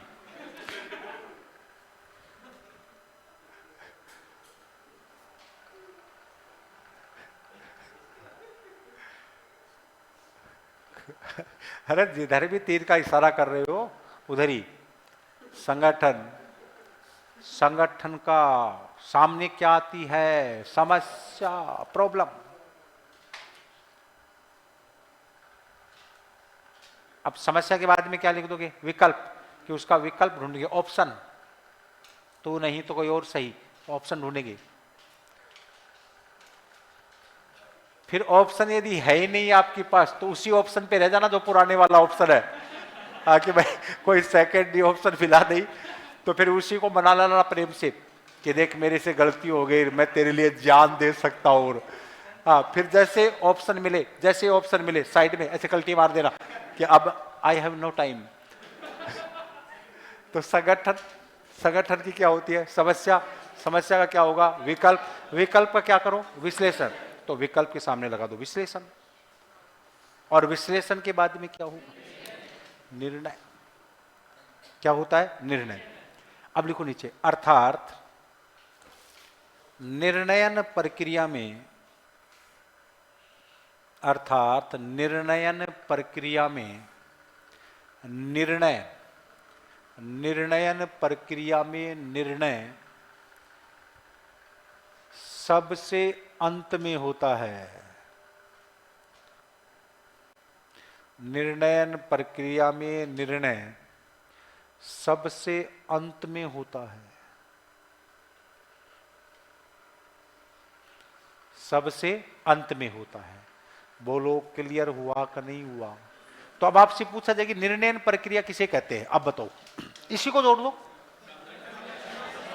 कि निर्णयन प्रक्रिया, सुना, आप कहेंगे निर्णयन प्रक्रिया तब शुरू होती है जब संगठन के सामने कोई समस्या उत्पन्न होती है। समस्या उत्पन्न होने के पश्चात उसके क्या ढूंढे जाते हैं, विकल्प। विकल्प का क्या होता है, विश्लेषण, और विश्लेषण के पश्चात उचित निर्णय लिया जाता है। इसी प्रोसेस को क्या कहते हैं, निर्णयन प्रक्रिया कहते हैं। क्या कहते हैं, निर्णयन प्रक्रिया। तो ऐसे लिखाऊं या समझ जाओगे इसको, बताओ, देखा क्या होगी निर्णयन प्रक्रिया, क्या होगी निर्णयन प्रक्रिया, बताओ। आप कहेंगे निर्णयन प्रक्रिया तब शुरू होती है जब संगठन के सामने समस्या उत्पन्न होती है, फिर समस्या का क्या ढूंढते हैं, विकल्प, फिर विकल्प का क्या करेंगे, विश्लेषण, और विश्लेषण के बाद में अपन क्या लेंगे, श्रेष्ठ लेंगे निर्णय। इसी को अपन कहेंगे निर्णयन प्रक्रिया। इसी को अपन क्या कहेंगे, निर्णयन प्रक्रिया कि बेस्ट क्या हो सकता है आपके लिए। क्लियर हो गया, ऐसे लिखाऊं या चल जाएगा काम, चल जाएगा, नहीं दौड़ जाएगा। आप तो स्टेप लिखना, संगठन, समस्या, विकल्प, विश्लेषण, निर्णय। बच्चे निर्णय पॉइंट याद रखना, निर्णय होता कब है, निर्णय प्रक्रिया के अंतिम चरण में होता है। लास्ट पे लेना चाहिए डिसीजन, पहले झेलना चाहिए, देखना चाहिए, लास्ट में 2, 4, 5 महीने संपर्क स्थापित करके फिर आपको डिसीजन लेना चाहिए कि वो सही है या नहीं।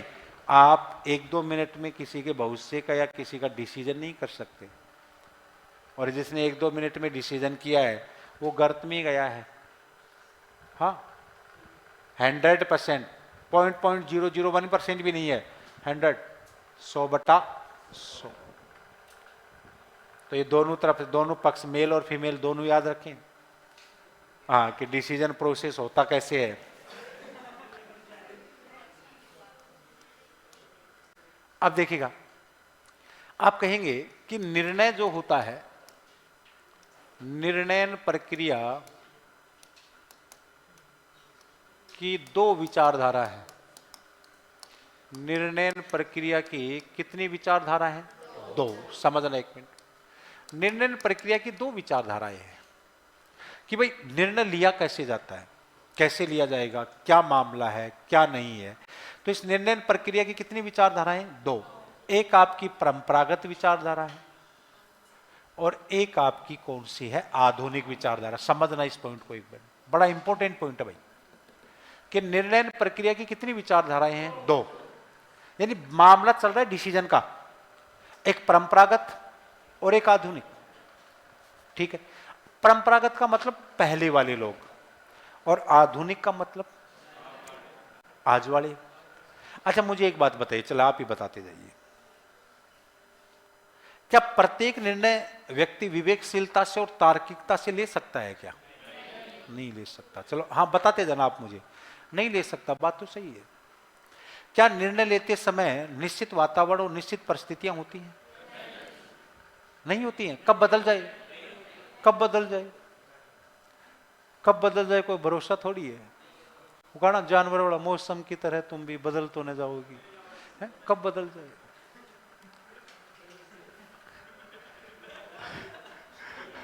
अच्छा, निर्णय क्या हमेशा श्रेष्ठ होते हैं क्या, क्या आपने डिसीजन लिया वो बेस्ट ही रहेगा, वो गलत भी हो सकता है। क्या हो सकता है, गलत भी हो सकता है। तो फिर तो यार तुम समझदार हो, फिर तो 2 ही मिनट में समझ जाओगे। अब देखो, परंपरागत और आधुनिक वाले में निर्णय लेने में क्या कह रहे हैं। परंपरागत विचारधारा मानती है कि निर्णय हमेशा पूर्ण विवेकशीलता व पूर्ण तार्किकता के आधार पर लिए जाते हैं। तार्किकता के आधार पर क्या किए जाते हैं, लिए जाते हैं। ये पुराने वाले लोग, अपने दादा परदादा मानते थे कि निर्णय हमेशा व्यक्ति जो भी लेता है वो पूर्ण विवेकशीलता और पूर्ण तार्किकता के आधार पर लेते थे। और बात भी सही है, अगर परंपरागत की देखें, अपने वाले बूढ़े जो व्यक्ति थे, डोकरों का डिसीजन बड़ा स्टिक होता था। वो तुरंत प्रभाव से डिसीजन नहीं लेते थे कि बैठे बैठे आपने कह दिया जा। वो सोच समझ के लेते थे डिसीजन। 10 दिन, 15 दिन, 20 दिन, या पूरे घर परिवार की पूरी चर्चा करके लेते थे निर्णय। लेते थे कि नहीं लेते थे? तो परंपरागत वाले भी बेचारे ठीक तो हैं, उनके अनुसार तो भाई। अगर एक बात बताइए, आप सबसे बातचीत कर लें, सबसे क्या कर लें? बातचीत। क्या आपको छोड़ना है किसी को? क्या करना है? छोड़ना है। और वो अगला कह रहा है कि I want to leave you, हाँ, कि मैं तुम्हारे साथ रहना चाहता हूं, जीना चाहता हूं, जीना, और अगर तू ना मिला तो मर जाऊंगा, भाग जाऊंगा मैं। ठीक है। फिर अब उधर से लड़की की वो आ रही है डिसीजन कि देख, मैंने मेरे बाप से, घर वालों से बातचीत की है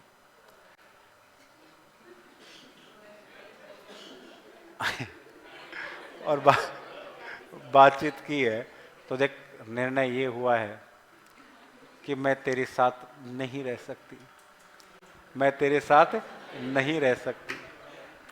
धड़कन मूवी का सीन आ रहा है कि नहीं आ रहा? हाँ हाँ, कि देव मैं तेरे साथ नहीं रह सकती, हाँ तू राम के साथ ही रहे। तो देव वाला सीन आ रहा है। किसका सीन आ रहा है? देव वाला। तो फिर निर्णय हमेशा उधर वाले तो कह रहे हैं कि मैंने तो पूर्ण विवेकशीलता से लिया है, परंपरागत वाले। लेकिन आधुनिक वाले कहते हैं कि निर्णय निर्णय निर्णय में पूर्ण विवेकशीलता और पूर्ण तार्किकता हो ही नहीं सकती। निर्णय में हमेशा होती है सीमित, कौन सी? सीमित विवेकशीलता होती है। कौन सी विवेकशीलता होती है? सीमित होती है। पूर्ण तो कोई है ही नहीं। आधुनिक कहता है पूर्णाकार तो कोई चीज ही नहीं है। भाई एक बात बताओ, आप कहीं पे चाय पी रहे हो और फोन आ गया अचानक कि भाई साहब आपको स्थान छोड़ना पड़ेगा। अब अचानक हो गया, लठ लेके लोग आ रहे हैं तो छोड़ ही देते हैं। क्या करते थे? छोड़ ही देते हैं। तो निर्णय आधुनिक वाले कहते हैं सीमित, सीमित विवेकशीलता, कुछ बुद्धि, भयंकर सोच विचार से नहीं। परंपरागत वाले कहते हैं पूर्ण, जो होगा वो पूर्ण ही होगा। जैसे हम नहीं कहते कि जो होगा वो 100% होगा, तू तेरे मैं मेरे। और पुराने वाले इसी टाइप के लोग हुआ करते थे। एक बार नो तो फिर नो ही थी, यस नहीं थी। और आजकल वालों का पता ही नहीं, 10 दिन नो होती है, 3 दिन यस होती है। फिर 4 दिन माथा फोड़ेंगे, 5वें दिन साथ साथ चाय पीते हुए मिलेंगे। हाँ, तो आपको लगेगा यार 3 दिन पहले तो ये लड़ रहे थे, मेरे पास फोन कर रहे थे कि भाई साहब सेटलमेंट कराओ। क्या करवाओ? सेटलमेंट। और अब ये होटल में चाय की चुस्की ले रहे हैं। क्या ले रहे हैं? चाय की चुस्की ले रहे हैं। और बिल्कुल आंखों को झपका, पलक नहीं झपक रही है दोनों की। तो ये परंपरागत और ये कौन सा हो गया? आधुनिक। पहला पॉइंट हो गया क्लियर। दूसरा ये कहता है, परंपरागत वाले ये कहते हैं कि निर्णय निश्चित वातावरण में लिए जाते हैं। ये विशेषता याद रखना। निर्णय कौन से वातावरण में लिए जाते हैं? निश्चित। परंपरागत वाले कहते हैं जो भी निर्णय होगा वो बिल्कुल निश्चित वातावरण में होगा, फिर वातावरण बदलेगा नहीं। ये कहते हैं निर्णय क्या होता है? अनिश्चित वातावरण में लिए जाते हैं। कौन से वातावरण में?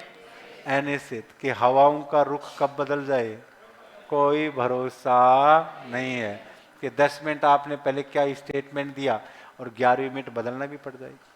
आजकल वाले ऐसे ही तो निर्णय लेते हैं। बताओ आपने कितनी बार निर्णय लिया है और कितनी बार बदला है? आपने बताइए। है? नहीं लिया निर्णय? निर्णय नहीं लिया। अरे कोचिंग का तो लिया होगा, है 5 बार लिया होगा, 7 बार लिया होगा, फिर बदला होगा, फिर बदला होगा, फिर बदला होगा। क्योंकि परिस्थितियों पर डिपेंड करता है। किस पे डिपेंड करता है? परिस्थितियों पर। तीसरा ये कहता है कि समस्या के पीछे समस्या की संपूर्ण जानकारी होती है। समस्या की क्या होती है? संपूर्ण जानकारी। ये कहते हैं परंपरागत वाले कि परंपरागत वाले जब भी निर्णय लेते थे संपूर्ण समस्या, अरे इधर देख ले मेरी तरफ, वो हीरो, हाँ इधर देख ले, समस्या की संपूर्ण जानकारी होती है। परंपरागत वाले यही मानते थे कि जब भी कोई निर्णय लेते थे वो सारी समस्या का अध्ययन करते थे कि ये भी हो सकता है, ये भी हो सकता है, ये भी हो सकता है। ये पुराने वाले मानते थे कि समस्या की उसे किसकी जानकारी है? संपूर्ण जानकारी है। लेकिन आधुनिक कहते हैं कि समस्या की अधूरी जानकारी होती है। कौन सी जानकारी होती है? अधूरी। एक बात बताइए, आप जयपुर आ जाते हो सामान उमान लेकर के, और आपको ऐसा लगता है कि यार मकान तो 2 ही मिनट में मिल जाएगा, आप पैसे देंगे तो मिल ही जाएगा, और फिर मकान के ऊपर आप देखते हैं only for girls, only for girls. अब बेचारे, हाँ, अब लड़कों को भी देते हैं तो ये कहेंगे शादीशुदा है क्या? अरे तो शादीशुदा यहाँ मांग भर के थोड़ी आए हैं कि जैसे जैसे मान लो पहले तो मांग भरें और फिर वो करके आई एम मैरिड है, मैं शादीशुदा हूं। मैं क्या हूं? शादीशुदा। मजे बहुत आते हैं वास्तव में। एक दिन मैं भी गया, आज से हो गई 2-2.5 साल पहले की बात है। नहीं, रूम में तो कभी रहे नहीं, रूम राम वाला हमारा सिस्टम सेट नहीं होता रूम में फिर। हाँ, क्योंकि कब कब आना है कब जाना है वो हमारा सिस्टम तय ही नहीं होता है। अब जैसे मान लो रात के 12 बजे सांप बनते हुए आ रहे हैं तो अब, हाँ, अब रूम वाला तो हो गया ना शहीद। तो सुनो कोरोना काल की बात बताता हूँ, निर्णय कैसे लिए जाते हैं। अब कोरोना काल में क्या सब कुछ बंद, क्लासें हमारी चल रही। अब क्लासें के वो फ्लैट हमारा उस समय उधर था पत्रकार कॉलोनी में। अब उससे इधर वाले पुलिस वाली 4 जगह रोक लें, अब वो पूछताछी करे, फिर उनको दिखाई मास्टर, हाँ मास्टर मास्टर, तो छोड़नी क्या रही वह पिटोड़ा आदमी, क्योंकि सरसता सबसे पहले अपनी वाली बंद होती थी, तो हमारे को लगता था कि कोरोना आ रहा है सिर्फ इधर ही आ रहा है। अब यार क्या करें, तो यार नजदीक रूम ले लेते हैं इधर ही। तो हमने एक आंटी के पास रूम ले लिया। अब वो लिस्ट लेके आई, बस हमने तो ऐसे बस पैसे देने वाले ही थे कि ले आंटी तो ले। अब वो लिस्ट लेके आई, 17 नियम उसमें। पहला नियम, आवाज नहीं करोगे। सेकंड नियम, शाम के 8 बजे बाद गेट बंद रहेगा। मैं को यार ये भी निर्णय प्रक्रिया बता रहा हूं, 8 बजे लिख दिया उसने तो। तीसरा, ड्रिंक नो ड्रिंक, ठीक है भाई, ये भी ठीक है। 3, 4, गाड़ी को पार्किंग इधर नहीं करोगे, आपकी इच्छा कि इधर भी कर लेना, लेकिन सामने नहीं करोगे। मगर यार ये भी ठीक है। अब उसके लिस्ट पढ़ करके, और एक और टीचर थे, मैं भाई आजा, मगर आंटी जी नमस्कार, ये लिस्ट ले ले। तो पूछ रही क्या दिक्कत हो गई, क्या दिक्कत हो गई? मैंने उसको कहा यार क्या उसको क्या दिक्कत हो गई?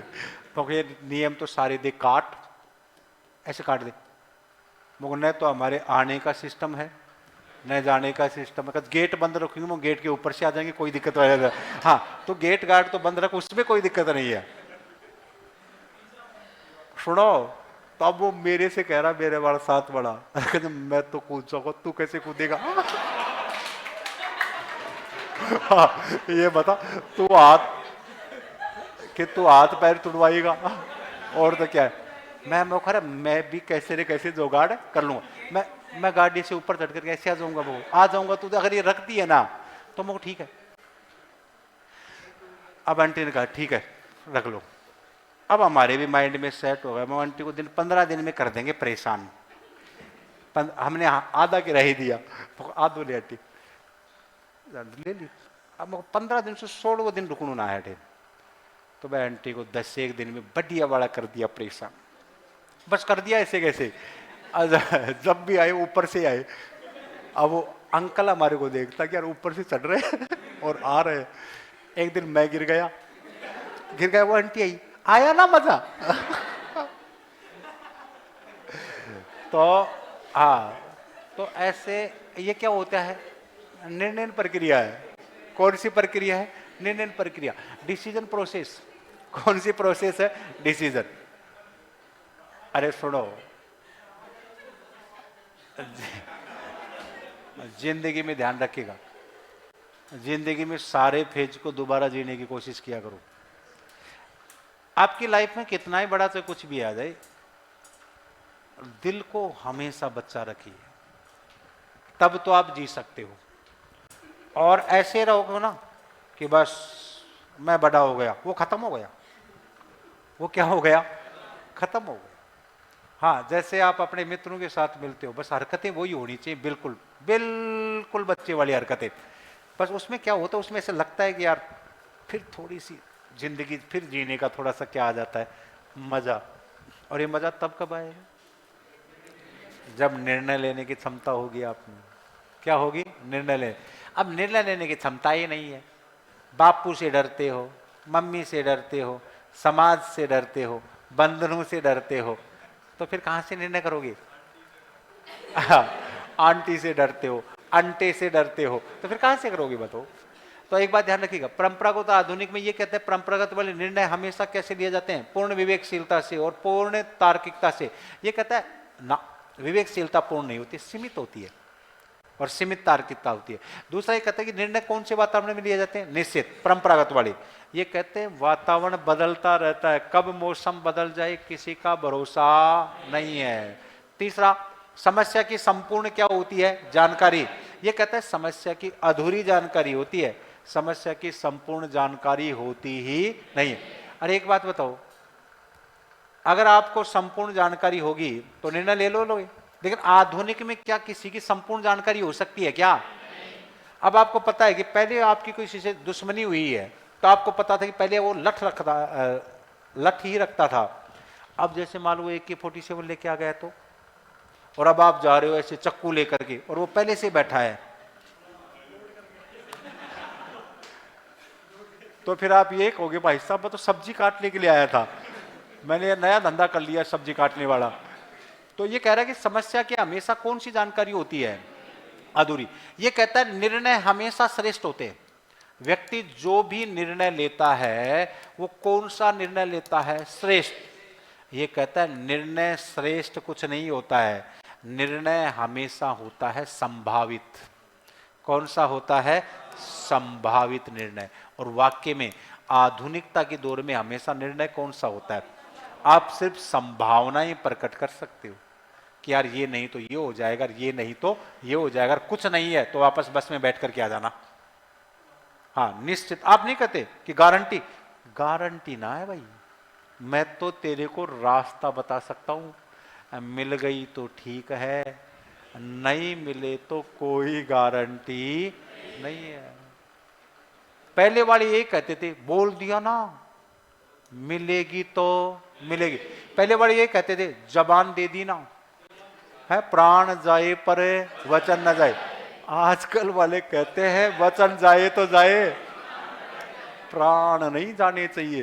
क्या नहीं जाने चाहिए? आजकल वाले नहीं कहते जान है तो जहान है, हाँ बचना चाहिए बस जिंदगी, अगला मरे तो मरे कोई दिक्कत नहीं है। फिर वीडियो कॉल में और कह दोगे काड़ू वाज डाई, काड़ू मर गया, और नीचे और दोगे कांग्रेचुलेशन धरती का बोझ कम हो गया। तो ये कहते हैं निर्णय हमेशा श्रेष्ठ लिए जाते हैं, ये कहते हैं निर्णय हमेशा कौन से लिए जाते हैं, संभावित। तो अब ध्यान रखना परंपरागत और आधुनिक में अंतर क्या है मेरे प्रभु, इन पॉइंटों को याद रखना। परंपरागत वाले क्या मानते हैं बताओ, दिखा। निर्णय हमेशा पूर्ण विवेकशीलता और पूर्ण तार्किकता के आधार पर लिए जाते हैं। ये कहते हैं पूर्ण कोई चीज ही नहीं है, निर्णय हमेशा सीमित विवेकशीलता और सीमित तार्किकता के आधार पर होते हैं। दूसरा, निर्णय निश्चित वातावरण में लिए जाते हैं, ये कहते हैं अनिश्चित वातावरण में। ये क्या कहते हैं, समस्या की संपूर्ण जानकारी होती है, ये क्या कहते हैं, समस्या की अधूरी। तो गाने भी ऐसे आते हैं तेरी मेरी अधूरी कहानी, तो अधूरी कहानी है, पूर्ण कहां होती है। इसके बाद में निर्णय कौन से होते हैं, श्रेष्ठ। ये कहता है निर्णय हमेशा श्रेष्ठ लिए जाते हैं, ये कहता है चल झूठा, निर्णय हमेशा कौन से होते हैं, संभावित हो सकते हैं, श्रेष्ठ कभी नहीं हो सकते। ठीक है, अगला देखिएगा, परंपरागत वाले लास्ट अंतर, ये आर्थिक मानव की अवधारणा पर बल देते हैं। कौन से मानव की, पैसा। कौन सा, पैसा। कि पैसा भगवान तो नहीं, लेकिन भगवान कसम भगवान से कम भी नहीं। तो ये आर्थिक मानव की अवधारणा कि सिर्फ पैसे आने चाहिए, जबकि ये आधुनिक निर्णय है ना, ये कौन सी मानव की धारणा पे बल देता है, प्रशासनिक मानव। यानी ये निर्णय जो लागू होता है ये एडमिनिस्ट्रेशन में लागू होता है। बताइए, एडमिनिस्ट्रेशन में कोई भी निर्णय पूर्ण विवेकशीलता से होता है क्या? एडमिनिस्ट्रेशन में निश्चित वातावरण होता है क्या? एडमिनिस्ट्रेशन में समस्या की कौन सी जानकारी होती है, अधूरी। एडमिनिस्ट्रेशन में कौन सा निर्णय होता है, संभावित होता है। ध्यान रखिएगा, जैसे कोई जिले का IPS है, एसपी है। अब एसपी के सामने कोई समस्या आ गई, अचानक दंगा हो गया, अचानक क्या हो गया, दंगा। तो अब बताइए, निर्णय पूर्ण विवेकशीलता से होगा? सीमित, जो उस समय उसके माइंड में जो प्लान आया उसी को एक्टिव करेगा। दूसरा, कौन से वातावरण में? अनिश्चित वातावरण में, क्योंकि अवधारणा कौन सी है? प्रशासनिक मानव की। तीसरा, समस्या की कैसी जानकारी है? अधूरी। चौथा, संभावित निर्णय, श्रेष्ठ निर्णय तो हो ही नहीं सकता, संभावित होगा कि निकल जाएगा तो अच्छा, नहीं तो बुरा। और लास्ट कौन सा मानव? तो ये निर्णय किस में होता है? आर्थिक, पैसे वाली स्थिति में हो सकता है। निर्णय हमेशा कौन सी स्थिति में लिए जाते हैं? पूर्ण विवेकशीलता से, आपको पैसे देने हैं या नहीं देने। दूसरा, निर्णय हमेशा कौन से वातावरण में? निश्चित वातावरण में। निर्णय, समस्या की संपूर्ण क्या होती है? अगर आपको किसी को पैसे देने हैं तो क्या उसकी जानकारी आपके पास नहीं होगी? है कि छोरो कर्जा में डूब रही है, पैसा आऊंगा कि ना आऊंगा, देना है कि नहीं देना है। और निर्णय हमेशा क्या लेते हो आप? श्रेष्ठ। आपको लगता है पैसे नहीं आएंगे तो आप मना कर देंगे, भाई साहब मेरे को तो जहर खाबत रिप्यू ना है। क्या खाने के लिए? जहर खाने के लिए। बोलो, क्लियर हुआ कि नहीं हुआ? अब बताओ, देखा परंपरागत और आधुनिक में क्या अंतर है, ये बताओ। देखो, सुनो सुनो सुनो, परंपरागत में कौन सी अवधारणा है? आर्थिक मानव की। नीचे वाला पॉइंट पकड़ना, कौन सी मानव की है? आर्थिक मानव। पैसे वाले मानव की अवधारणा है। अब बताइए, निर्णय कैसे होगा? पूर्ण विवेकशीलता, यानी होश आवास में लेगो निर्णय। नंबर 2, वातावरण कैसा होगा? निश्चित होगा। समस्या की जानकारी पूर्ण, सारी समस्या की जानकारी होगी। नंबर 4, जो भी निर्णय होगा वो बेस्ट होगा, परंपरागत वाले कहते हैं। और ये सारे निर्णय कहां लागू होते हैं? आर्थिक मानव की अवधारणा पे। कौन सी मानव की? आर्थिक। तो आधुनिक वाले क्या कहते हैं? सुनो, ये कहता है प्रशासनिक मानव। कौन सा मानव? प्रशासनिक मानव। और प्रशासनिक मानव की जो अवधारणा है वो क्या कहता है? देखो, तो आप कहेंगे निर्णय हमेशा सीमित विवेकशीलता और सीमित तार्किकता के आधार पर लिए जाते हैं। नंबर 2, बताओ, निर्णय के लिए निश्चित होता है क्या अनिश्चित होता है? अनिश्चित वातावरण होता है। नंबर 3 बताइए, समस्या की अधूरी या पूरी? अधूरी जानकारी होती है। और नंबर 4, निर्णय हमेशा क्या होता है? संभावित होता है। और नंबर 5, प्रशासनिक मानव की होती है। ब्लॉक मार दे,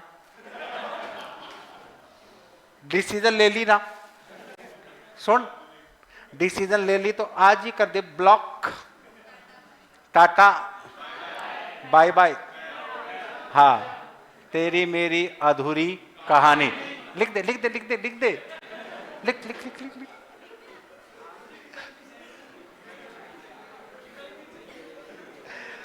अरे बहुत अच्छी मास्टरी है, चलता रहता है जिंदगी में, है। लिखिएगा, निर्णय प्रक्रिया की 2 विचारधारा है। निर्णयन प्रक्रिया की 2 विचारधारा है। निर्णयन प्रक्रिया की 2 विचारधारा है। अब टीप के मत लिखो, सब कुछ कोई टीपोगे क्या? निर्णयन प्रक्रिया की 2 विचारधाराएं हैं। अब लिख दो, एक तरफ परंपरागत और एक तरफ आधुनिक। एक तरफ परंपरागत, एक तरफ आधुनिक।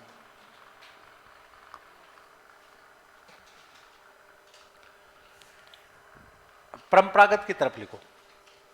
बोलो, याद हो एक नहीं हुई? बताओ देख क्या लिखोगे? पहला पॉइंट, निर्णय पूर्ण विवेकशीलता व पूर्ण तार्किकता के आधार पर लिए जाते हैं। तो लिखो, निर्णय पूर्ण विवेकशीलता, निर्णय पूर्ण विवेकशीलता, निर्णय पूर्ण विवेकशीलता व पूर्ण तार्किकता के आधार पर लिए जाते हैं। पूर्ण विवेकशीलता व पूर्ण तार्किकता के आधार पर लिए जाते हैं।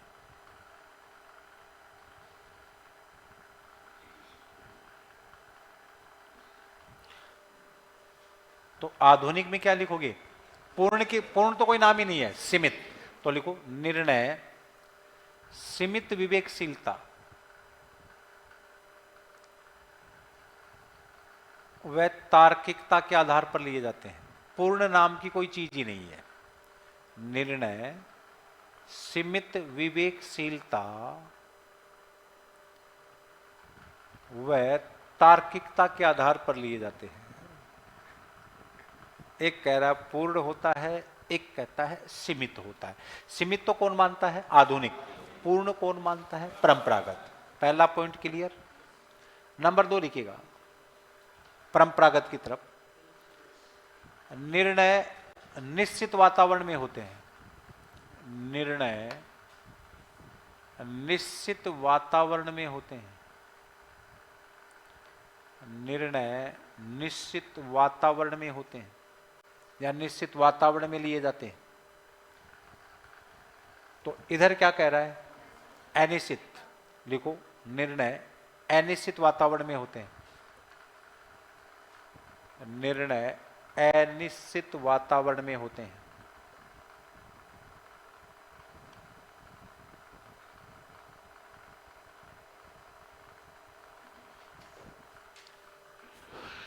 फिर लिखिएगा, इधर लिखिएगा समस्या की पूर्ण जानकारी होती है।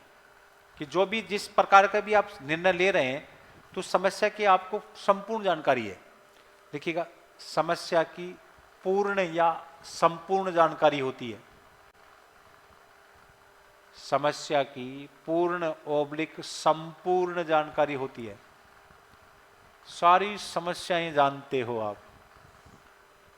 ये क्या कहता है? आधुनिक। समस्या की अधूरी जानकारी होती है। समस्या की अधूरी जानकारी होती है। समस्या की कौन सी जानकारी होती है? अधूरी। पूरी तो कभी कभी होती नहीं है। किसके पास क्या है, क्या समस्या है, कब समस्याएं आ जाएं, कोई जरूरी थोड़ी है। परंपरागत की तरफ लिखो। ये कहता है निर्णय जो भी लिया जाता है वो कैसा निर्णय होता है? श्रेष्ठ। तो लिखो यह श्रेष्ठ निर्णय पर बल देता है। यह श्रेष्ठ निर्णय पर बल देता है। कौन से निर्णय पर बल देता है? श्रेष्ठ निर्णय। कि जो भी निर्णय लिया जाता है वो सर्वश्रेष्ठ होता है। इधर वाला बताओ, दिखा निर्णय के लिए क्या कहता है? संभावित। कि बेस्ट तो कुछ है ही नहीं, सिर्फ संभावनाएं व्यक्त कर सकते हो आप। तो लिखिएगा संभावित निर्णय पर बल। संभावित निर्णय पर बल। कौन से निर्णय पर बल? संभावित निर्णय पर बल। और अब बताइए ये जो निर्णय है उधर वाले, अब समझना ये किस पर लागू होते हैं? आर्थिक मानव। तो ये लिखो यह आर्थिक मानव की अवधारणा पर बल देती है। यह आर्थिक मानव की अवधारणा पर बल देती है। यह आर्थिक मानव की अवधारणा पर बल देती है। कौन से मानव की अवधारणा पर बल देती है? आर्थिक।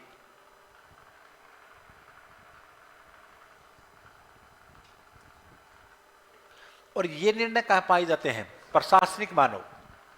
तो लिखिएगा यह प्रशासनिक मानव की अवधारणा पर बल देती है।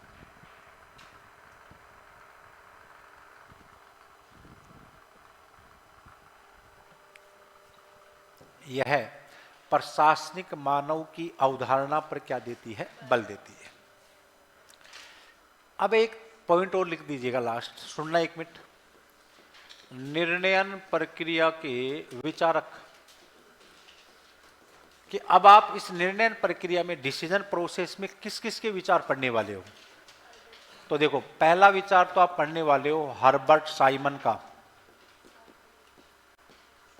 फिर दूसरा विचारक पढ़ने वाले हो आप लिंडब्लॉम। तीसरा विचारक पढ़ने वाले हो अमिताई एतिजियानी। अमिताई एतिजियानी। और चौथा आप पढ़ने वाले हो ये है ये हेजेकल ड्रार। ये हेजेकल ड्रार। एक तो हर्बर्ट साइमन है, पहला विचारक, लिख दो हर्बर्ट साइमन। कितने विचारक है इसमें? 4। अरे कोई एक बार तो लिखो हर्बर्ट साइमन। एक लिखो लिंड ब्लाम, ये लिखिए लिंड ब्लाम। एक हाँ ब्लाम, आधा बैलाम, लिंड ब्लाम। एक देखो अमिताई, अमिताई, अमिताई, ताई जानते हो ना? हाँ, तो अमिताई। अब ये क्या है? एतिज, एतिज यानी, एतिजयानी, सीधा सीधा लिख दो एतिजयानी, अमिताई एतिजयानी। हाँ यानी पूरा नाम है अमिताई एतिजयानी, जानी नहीं है या अमिताई एतिजयानी या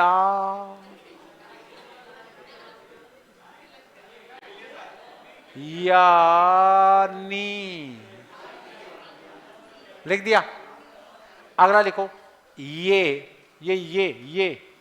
वाई, ये हेजेकल ड्रार, हे जे कल और ड्रार, ड्रार नाम याद रख लेना, ड्रार, ड्रार, द्वार मत लिख देना, ड्रार।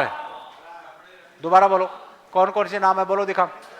हर्बर्ट साइमन, दूसरा लिंड ब्लाम, तीसरा अमिताई एतिजयानी, चौथा ये हेजेकल ड्रार।